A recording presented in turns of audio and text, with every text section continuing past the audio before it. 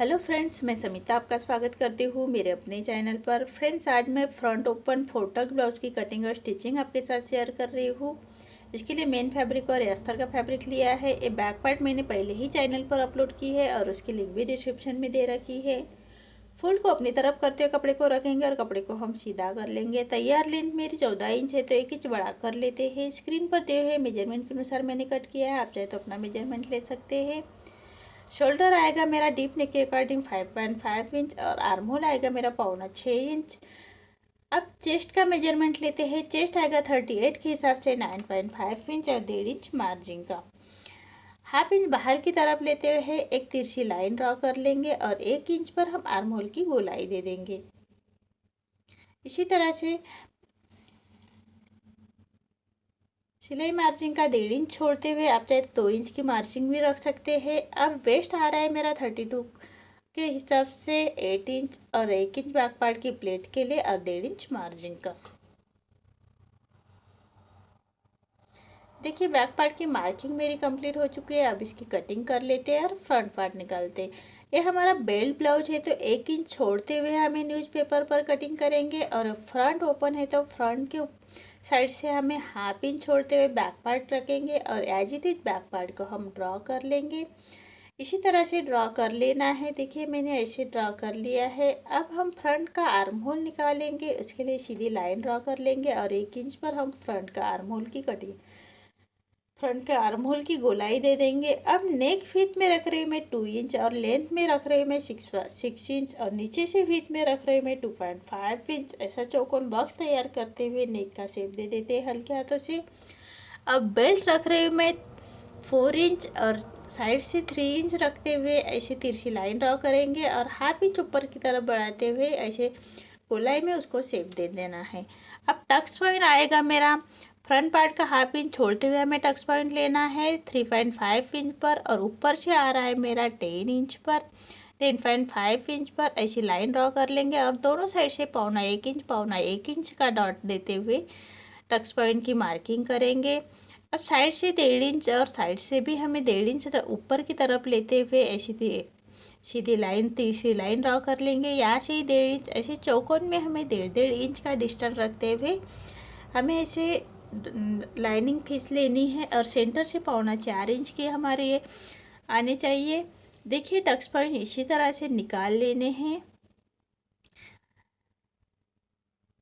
देखिए, मेरी marking complete हो चुकी है। अब हम साइड से आर्म होल की तरफ से हाफ इंच सिलाई मार्जिन के लिए और टक्स पॉइंट के लिए नीचे से 1.5 इंच बढ़ाते हुए ऐसी तिरछी लाइन ड्रॉ कर लेंगे।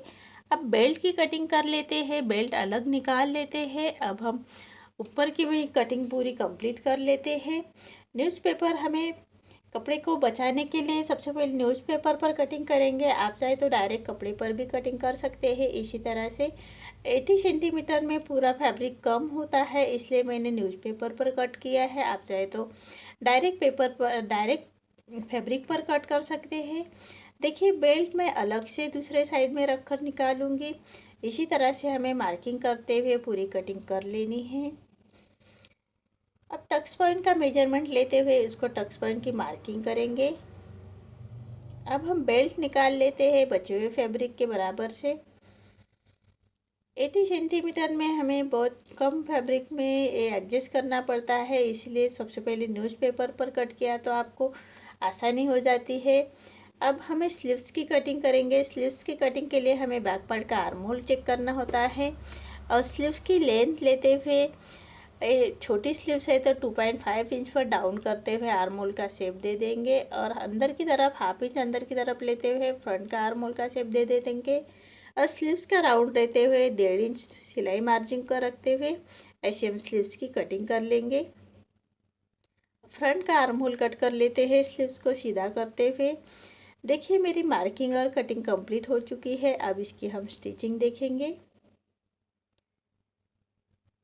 अब मेन फैब्रिक पर हमें रॉन्ग साइड पर रखते हुए पूरे स्टिच को कर लेने हैं, दोनों पार्ट को बराबर से। हाथ से थोड़ा प्रेस करते जाइएगा और सिलाई करते जाइएगा ताकि अंदर की तरफ करिया क्रीज ना रहे, इसका ध्यान रखें। बचे हुए फैब्रिक को हम अस्तर के बराबर से कट कर लेते हैं। अब टक्स पॉइंट के हमें सिलाई कर लेनी है। तो सबसे पहले मेन फैब्रिक और अस्तर के फैब्रिक को अटैच कर लेंगे टक्स के, ताकि हमारे टक्स देते वक्त दोनों फैब्रिक अच्छी तरह से सिलाई में आ जाए। नहीं तो कोई कभी फैब्रिक छूट जाता है, ऊपर का मेन फैब्रिक छूट जाता है टक्स पॉइंट लगा टक्स देते वक्त, इसीलिए हमें ऐसे स्टिच कर लेंगे। अब टक्स के स्टिच कर लेंगे पूरे बराबर से। इसी तरह से हमें चारों टक्स को स्टिच कर लेंगे। देखिए बराबर से हमें कर लेना है।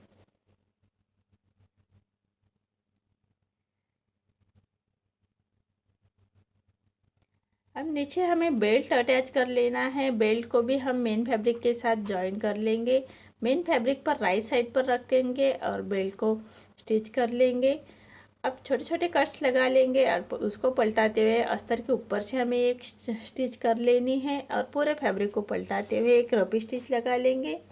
बाद में पूरे राउंड में हमें इसको स्टिच कर लेंगे और बचे हुए फैब्रिक को अस्तर के बराबर से कट कर लेना है। देखिए इस तरह से, और ऐसे हमें बेल्ट अटैच कर लेना है।